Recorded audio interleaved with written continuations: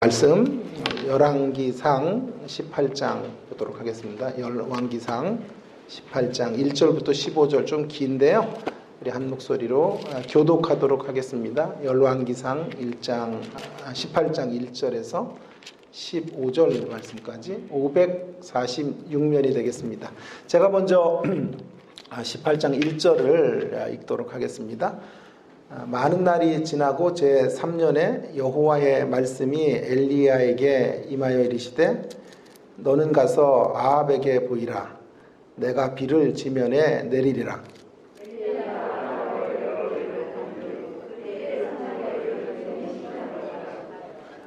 아합이 왕궁 맡은 자 오바댜를 불렀으니 이 오바댜는 여호와를 지극히 경외하는 자라.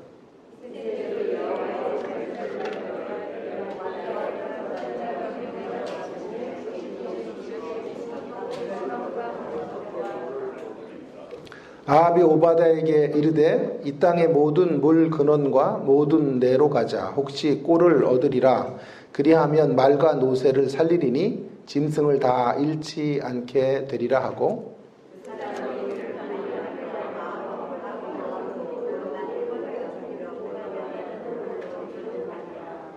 오바댜가 길에 있을 때에 엘리야가 그를 만난지라. 그가 알아보고 엎드려 말하되 내 주 엘리야여 당신이시니이까.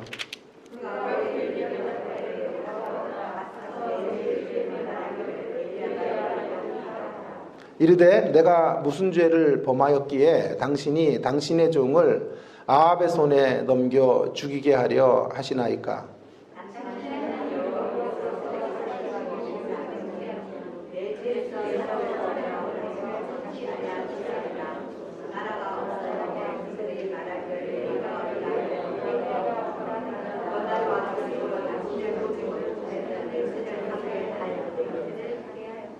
이제 당신의 말씀이 가서 내 주에게 말하기를 엘리야가 여기 있다 하라 하시나.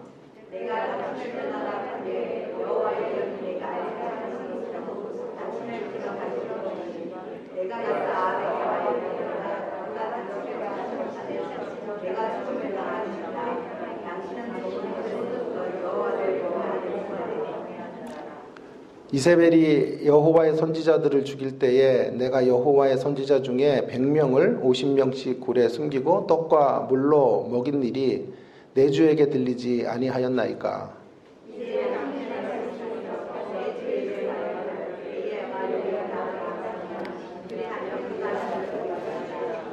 함께 읽겠습니다. 엘리야가 이르되 내가 섬기는 만군의 여호와께서 살아계심을 두고 맹세하노니 내가 오늘 아합에게 보이리라. 아멘.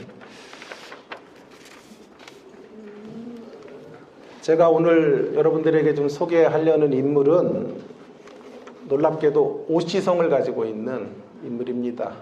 오바댜라는 인물이지요. 성경에 우리나라 오시성이 있다는 게 참 놀랍지 않아요? 예.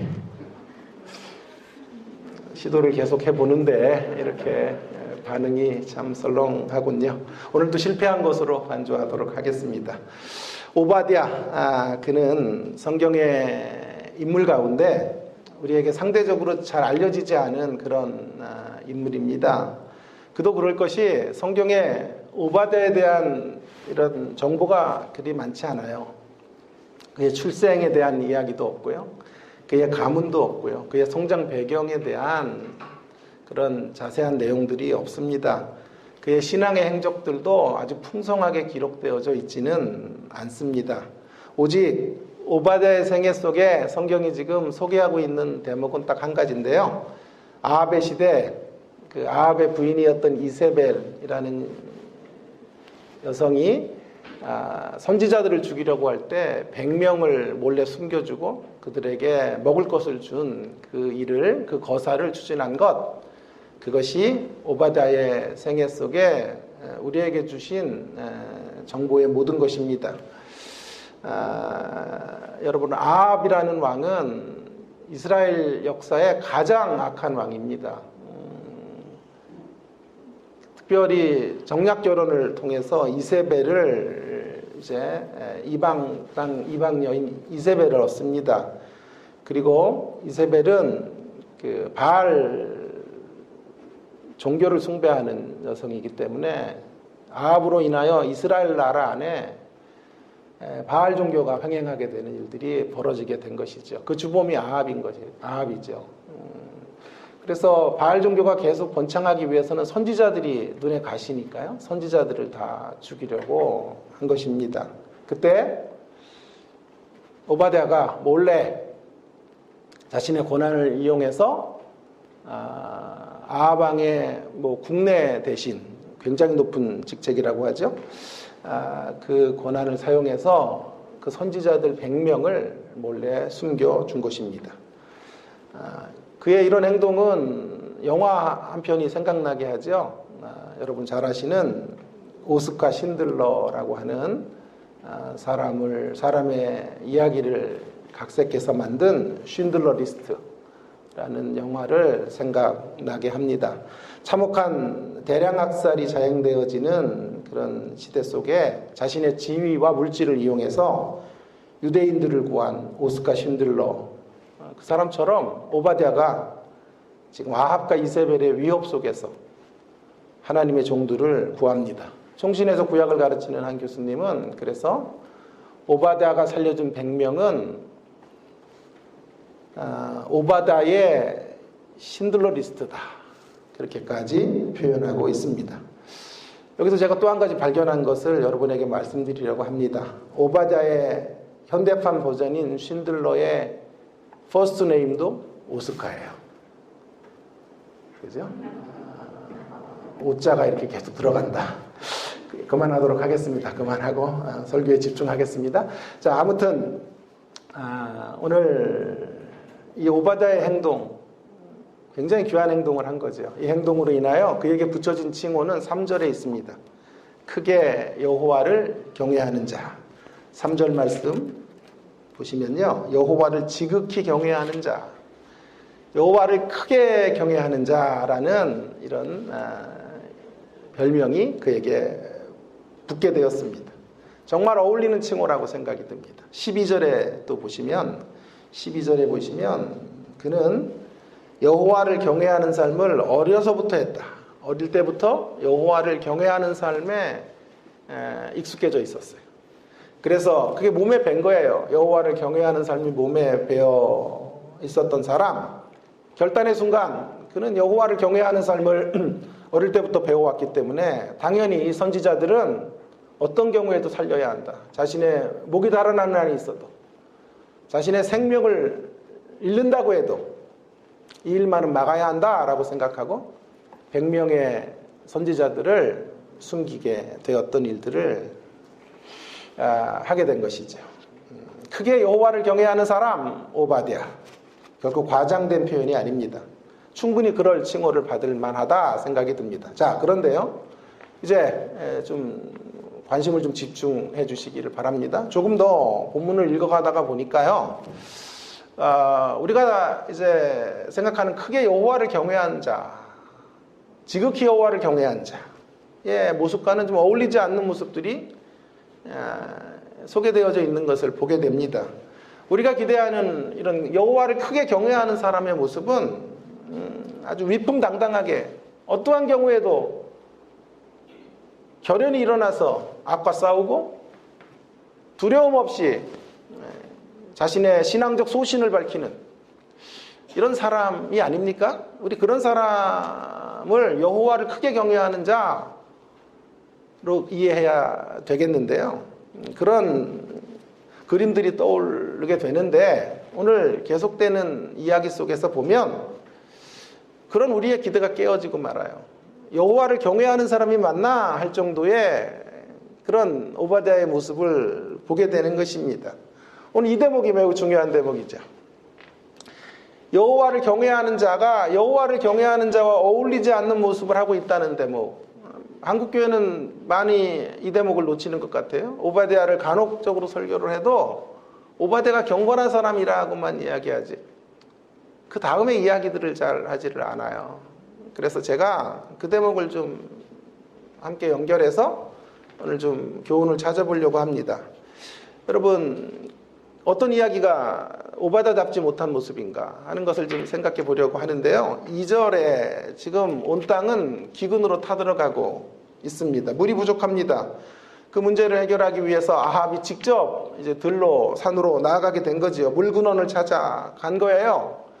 그가 총회하는 오바댜를 이렇게 데리고 함께 가게 된 거죠. 가다가 좀 효율적으로 하자 그래서 두 패로 좀 나누어서 우리는 이쪽 지역으로, 오바댜 네가 중심이 되어 또 다른 지역으로 가서 물 근원을 좀 찾으면 우리 동물들이 이렇게 물이 없어 죽는 일들을 면할 수 있겠다라고 제안을 하게 된 것이에요.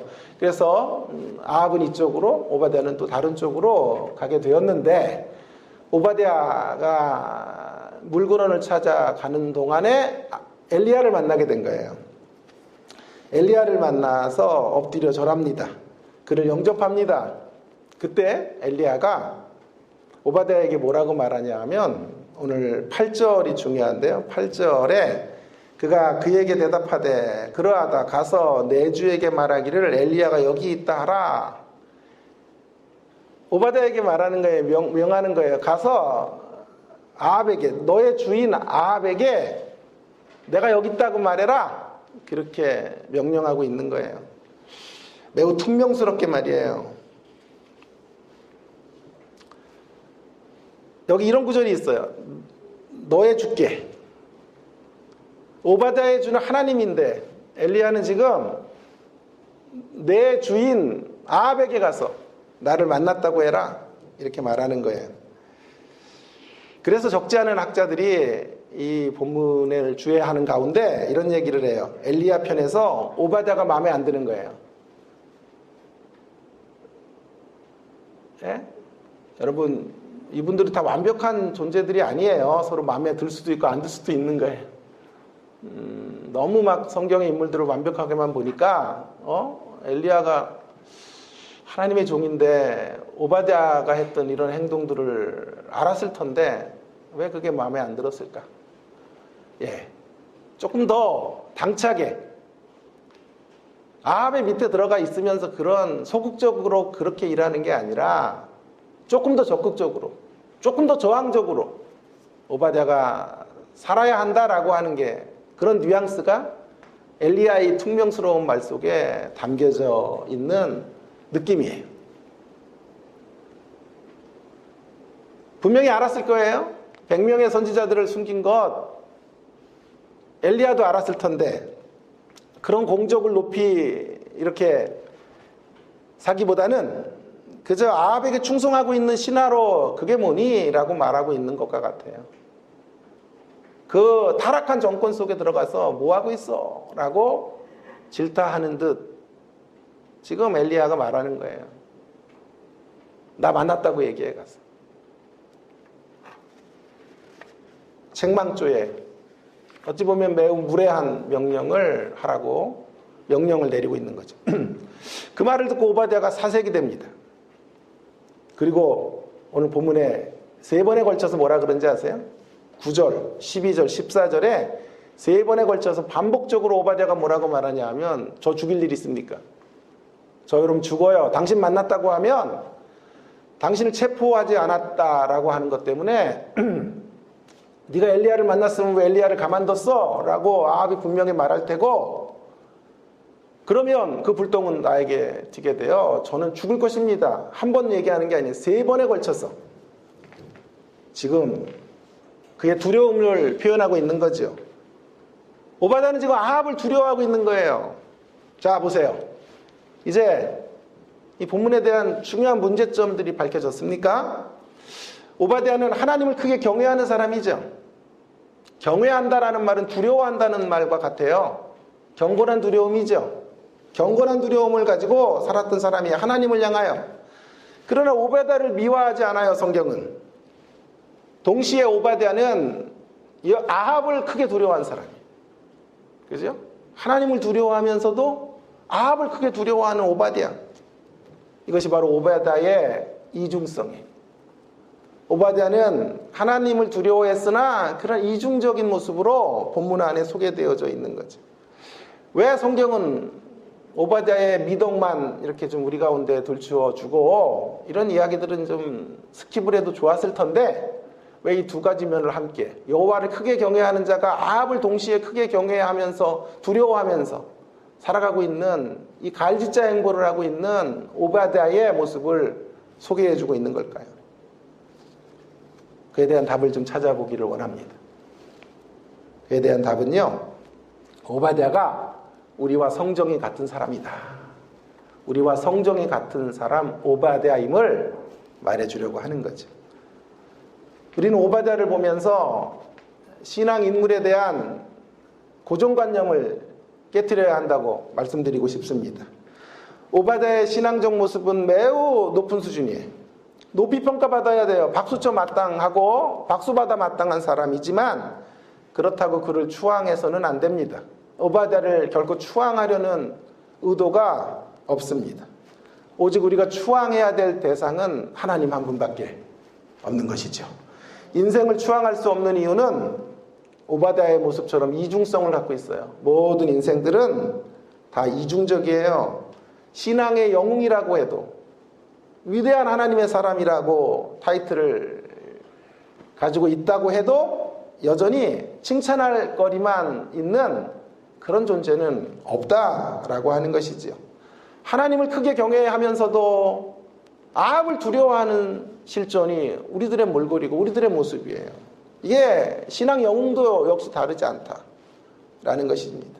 그래서 대단한 목사님들이 거의 성자의 타이틀로 설명할 수 있는 목사님들이 실수를 하고 넘어지고 좌절하고 인간적 냄새를 풍기는 때가 있는 거예요. 왜요? 여호와를 크게 경외하면서도 여전히 아합을 크게 두려워하는 존재이기 때문에 그렇습니다. 그래서 이분들의 긍정적인 면들은 우리가 쏙 뽑아서 우리의 신앙의 여정 속에 잘 박힌 목과 같은 교훈으로 그렇게 받아들여야 합니다만은 그분들을 칭송하거나 추앙해서는 안 된다라는 것입니다. 저는 학생들에게 자주 이런 말을 많이 해줘요. 매 학기마다 이런 얘기들을 우리 학생들에게 하는데요. 당신들이 존경하는 어느 교수, 존경하는 어떤 인물, 정말 존경스럽거든 70%만 배우세요. 그 중에 최고봉이라면 정말 이분 같은 분 없다 그러면 한 80% 배우세요. 80% 영향받으면 돼요.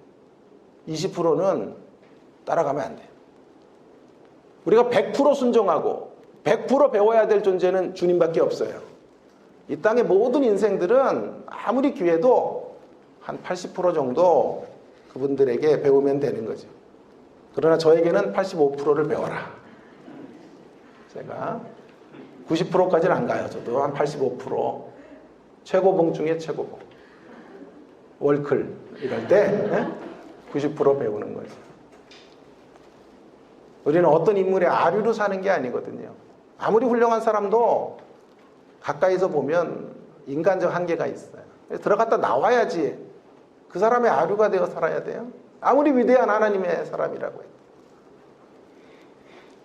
그래서 그들의 귀함을 우리가 박수쳐야 되지만 추앙할 수는 없어요. 반대로요.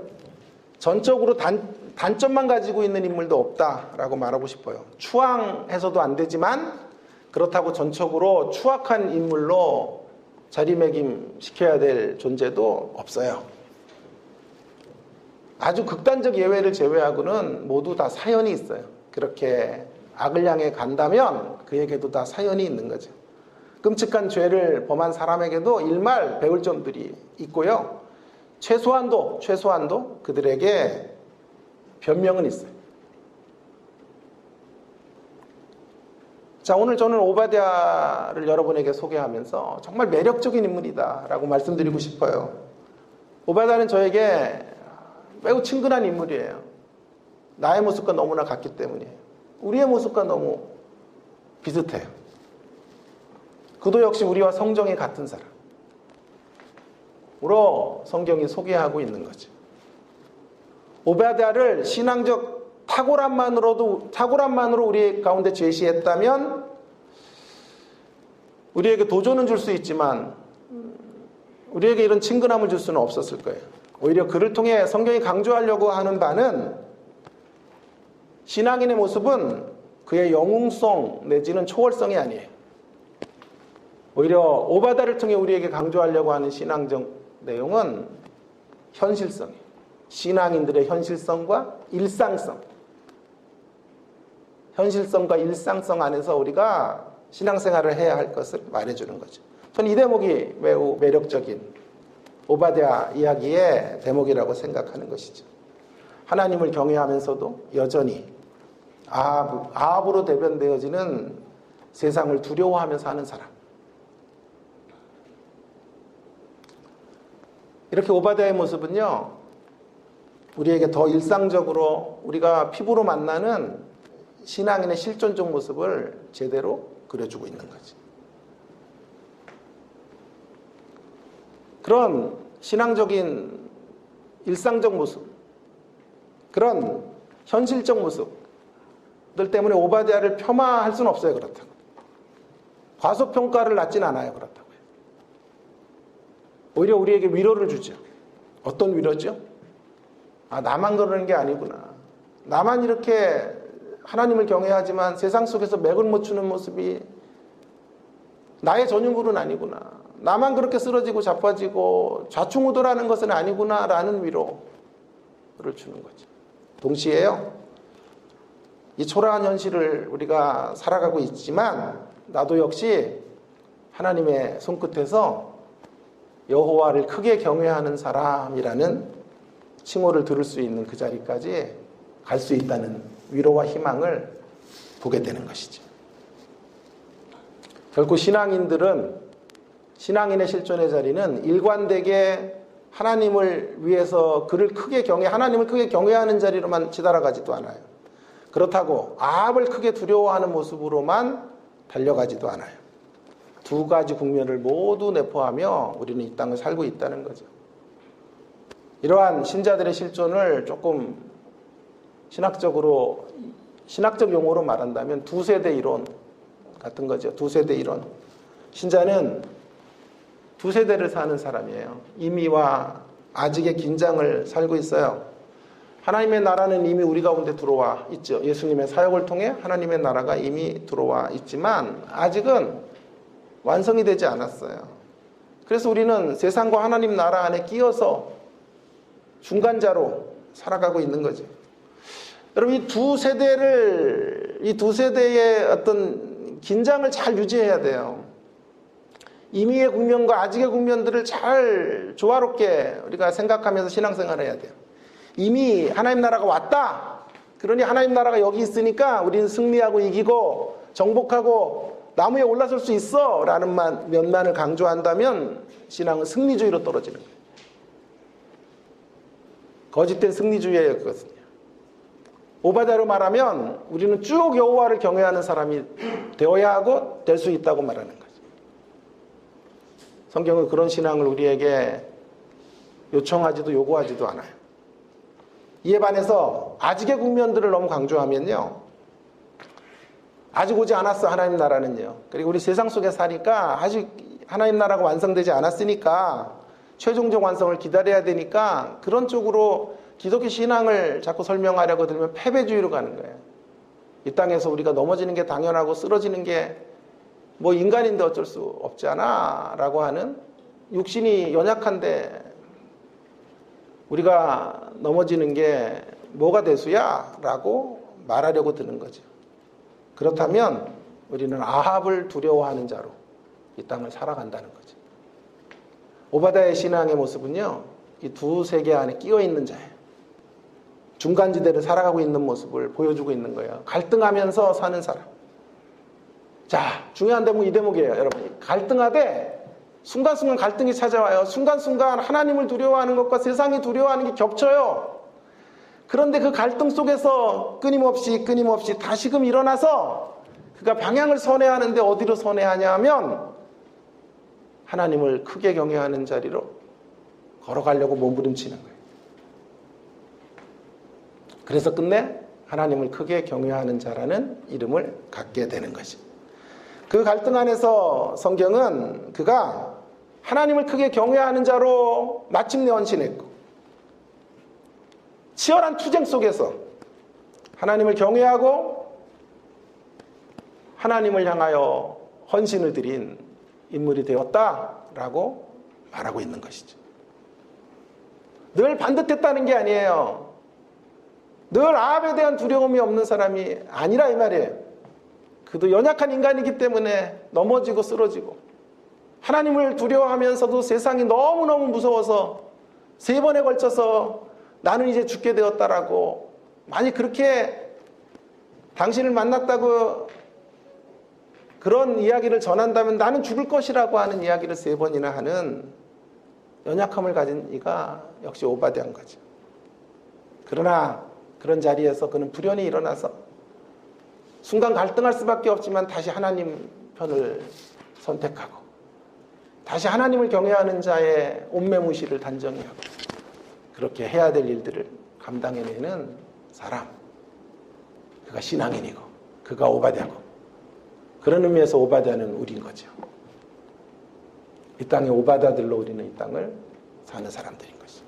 자, 그렇다면 자연스럽게 이제 우리는 한 가지 질문에 이르게 돼요. 그 두세 개에 끼어 살면서도 어떻게 하나님을 경외하는 자 쪽으로 기울 수 있었을까? 어떻게 하나님을 헌신하는 쪽의 선택을 그는 이렇게 멋지게 하게 되었는가 하는 것이죠. 그 결정적 이유를 한번 생각해 보도록 하겠습니다.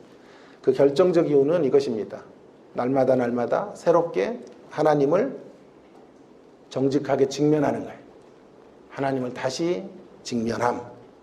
자, 다시 앞장면으로 돌아가 보겠습니다. 오바댜가 100명의 선지자들을 숨겼잖아요. 그죠? 그 100명의 선지자들을 숨기는 동안도 오바댜에겐 두려움이 있었죠. 두려움이 있었죠. 아합에 대한 두려움이 있었죠. 엘리야가 가서 나 만났다 그러는데 그때 두려움을 표현했던 오바댜의 모습을 유추해 본다면 오바댜가 100명의 선지자들을 숨길 때 역시 아합에 대한 두려움이 가득했어요. 근데 그 두려움 극복한 거예요. 두려움 없이 헌신으로 간 게 아니고 그 두려움을 넘어선 거예요. 어떻게 해요? 어떻게? 하나님을 새롭게 직면하는 것으로.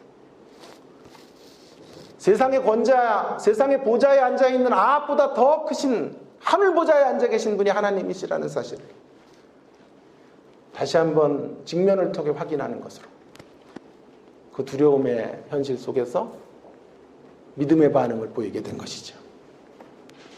그 하나님을 새롭게 직면하는 것을 통해 두려움 없는 경외와 헌신이 아니라 두려움을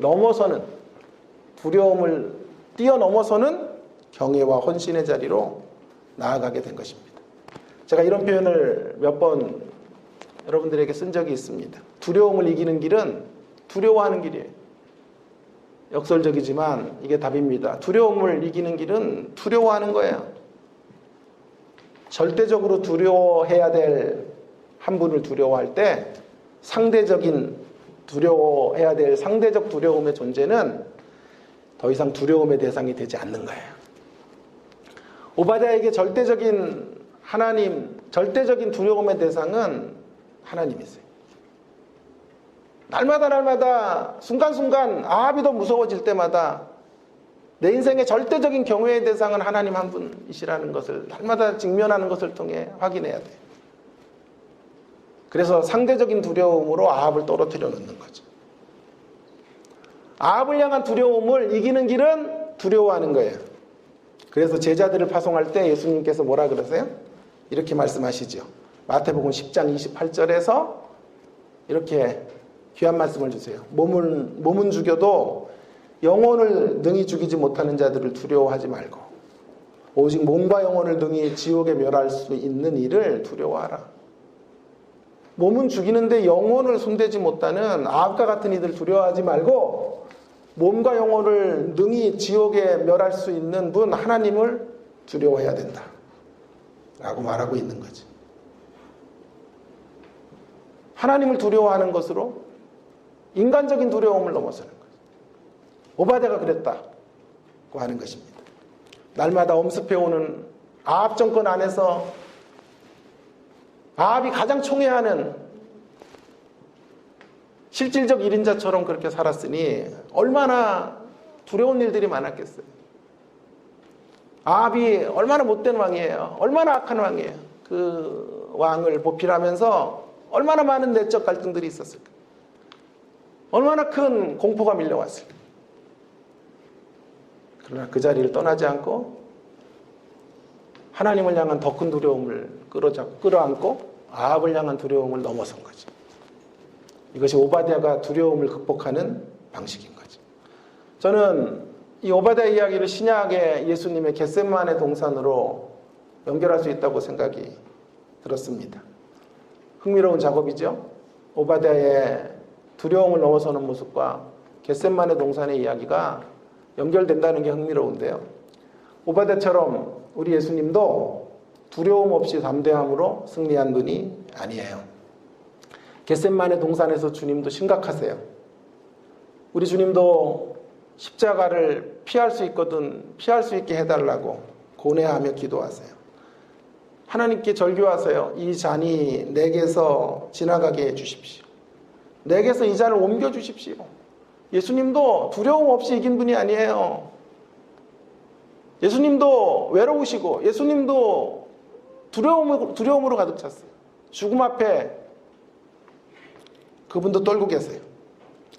저는 이 예수님의 이런 고백이 너무 좋아요. 이 정직하고 너무도 인간적인 예수님의 절규. 이런 절규를 너무 사랑해요. 그분도 역시 우리처럼 두려워요. 그러나 언제나 그랬듯이 예수님은 다시 하나님을 직면하고 그리고 궁극적으로 하나님의 뜻을 구해요. 주님 뜻대로 해달라고 간구하는 거죠. 새롭게 하나님을 직면함으로 몰려오는 두려움들을 뛰어넘으셔서 십자가를 묵묵히 지는 자리로 걸어가게 되시는 거죠. 그렇다면 우리 예수님도 역시 두려움 없이 승리하신 분이 아니라 두려움을 넘어서, 굉장히 다른 표현이에요. 두려움 없이 승리하는 분이 아니라 두려움을 넘어서셔서 승리하신 분이죠. 그리고 예수님도 역시 하나님을 새롭게 직면하시는 것으로 보좌에 앉아있는, 오바댜가 보좌에 앉아있는 인간왕이 아니라 진정한 보좌에 앉아 계신 하나님을 목도했듯이 그 하나님을 우리 예수님도 목도하심으로 다시 직면하심으로 십자가의 사명을 감당하게 된 것입니다. 그렇다면 이제 우리가 가야 될 길도 너무도 분명하다고 말씀드리고 싶습니다. 우리도 날마다 하나님을 직면하는 것으로 승리해야 할 것입니다. 헌신의 길로 나아가야 될 것입니다. 하나님을 직면하지 않으면요, 세상만 직면하는 거거든요. 하나님을 크게 경외하지 않으면 아함만 크게 두려운 존재로 남는 거거든요. 그러면 두려움이 우리를 삼켜버려요. 두려움의 밥이 되는 거죠. 그러나 두려움이 가득 찬 세상에서 하나님을 직면하면 담대할 수 있어요. 어떻게 해요? 하나님을 직면해도 여러분, 이 두려움 가득 찬 세상에서 우리의 미래의 일들이 통제되는 건 아니에요. 우리가 미래에 무슨 일이 일어날지를 다 알고 예측하며 가는 것도 아니에요. 그러나 하나님을 날마다 직면하면 우리의 미래가 우리를 너무도 사랑하시는 그분의 손 안에서 달려있다. 우리를 너무나 사랑하시는, 그래서 십자가에서 우리를 위해 죽으실 정도로 우리를 향한 애정을 갖고 계신 분이 이끄시는 그런 미래다. 미래에 구체적으로 어떤 일들이 벌어질지는 모르지만 그 미래를 이끌어 가시는 분에 대한 확신을 갖게 되는 거죠. 그 확신으로 담대해지는 거죠. 제가요, 굳게 결심했어요. 아멘 안 한다고 절대 질타하지 말자. 이렇게 굳게 결심하고, 그건 내가 싸워야 돼. 내가 감내해야 될 몫이지 성도들에게 질타할 몫은 아니다. 그래서 오늘 한 번도 그런 얘기 안 하는 거예요. 지금 간접적으로 그냥 할 뿐이죠. 자, 미래에 어떤 사건이 일어날 줄은 모르지만 우리가 하나님을 직면하면 담대할 수 있다니까요. 미래가 그 하나님 손에 있고 그 하나님이 우리를 위해 자기 아들을 내어줄 정도로 사랑하시는 분의 미래라면 우리는 어떠한 사건을 만나도 두려움을 넘어설 수 있는 거죠. 이 사실을 확신했던 사도 바울은 로마서 8장에서 그래서 이렇게 외치는 거예요. 누가 우리를 그리스도의 사랑에서 끊으리요? 환난이나 곤고나 핍박이나 기근이나 적신이나 위험이나 칼이랴. 그러나 이 모든 일에 우리를 사랑하시는 이로 말미암아 우리가 넉넉히 이기느니라. 내가 확신하노니 사망이나 천사들이나 권세자들이나 현재일이나 장래일이나 능력이나 높음이나 깊음이나 다른 아무 피조물이라도 우리를 우리 주 예수 그리스도 안에 있는 하나님의 사랑에서 끊을 수 없으리라. 그러므로 날마다 이 하나님을 직면하는 사람들의 입가에서 터져나오는 찬양이 한 곡 있어요. 찬송가 432장이죠. 큰 물결이 설레는 어둠 바다. 큰 물결이 설레는 어둠 바다와 같은 세상을 우리가 살지만 우리 이렇게 노래할 수 있어요. 나 두려움 없네 두려움 없도다. 주 예수님 늘 깨어 계시도다. 저 흉흉한 바다를 다 지나면 저 소망의 나라에 이르리라. 이런 찬양을 이 두려움 많은 세상 속에서 우리는 부를 수 있는 것입니다. 저는 이제 결론을 대신해서 오바다로 산다는 것을 이제 정리해 보려고 합니다.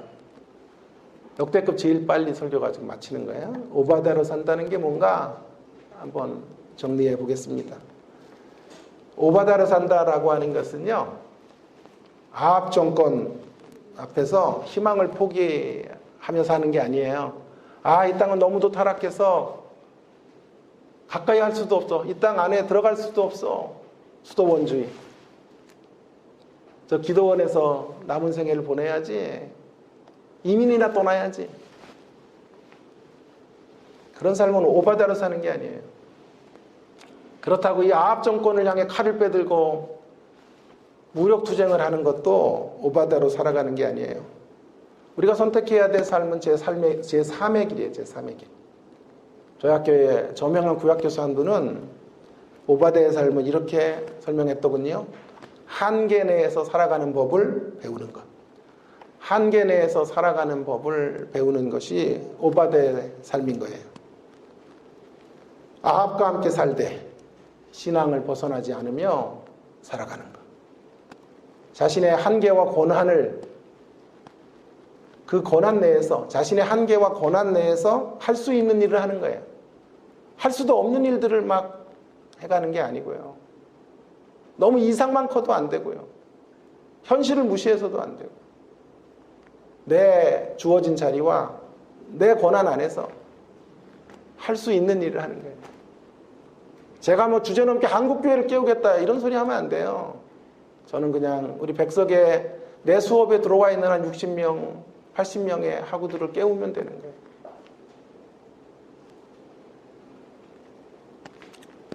나에게 주신 영역 안에서 내가 가지고 있는 능력 안에서 내가 할 수 있는 일을 하는 것이죠. 무기력한 순응과 폭력적 저항이 아니라 하나님이 허락해 주신 그 범위 안에서 우리가 최선을 다해 할 수 있는 그 일들을 감당해내는 거죠. 설사 이런 모습이 엘리야 같은 사람이 볼 때는 믿업지 못해요. 아니 탐탁지 않아요. 아니 좀 더 적극적으로 해야지. 아니 좀 더 저항적으로 아합과 싸워야지. 그 타락한 정권에서 떡금을 얻어먹으며 그렇게 살아야 돼 라고 엘리야가 질타할 수도 있어요. 그러나 개념치 마시기를 바랍니다. 그런 이야기에 마음 빼앗기지 마시고 우리가 할 수 있는 일을 우리가 할 수 있는 그 자리에서 우리에게 주신 조그마한 고난이라도 사용해서 우리의 길을 걸어가는 그 삶이 오바다로 사는 거예요. 그 길은 사실은요. 그런데 이렇게 사는 건요. 순응하며 사는 것보다 쉬워요. 세상 등지고 이 타락한 세상 무슨 소망이 있어. 기도원에 들어가는 것보다 사실은 오바다로 사는 게 어려워요. 칼을 빼들고 악한 정부와 싸우는 것보다 어려워요. 더 많은 지혜가 필요한 거예요. 그러기에 날마다 하나님을 직면하셔야 돼요. 그리고 그분에게 지혜와 능력을 구해야 되는 것입니다. 마태복음 10장 16절의 말씀처럼 뱀처럼 지혜롭고 비둘기처럼 순결함을 가지고 이 거짓된 세상, 아합이 호령하는 것과 같은 이와 같은 타락한 세상 속에 21세기 오바댜로 살아내시는 주님의 십자가 모든 교회 성도님들 되시기를 주의 이름으로 축원합니다.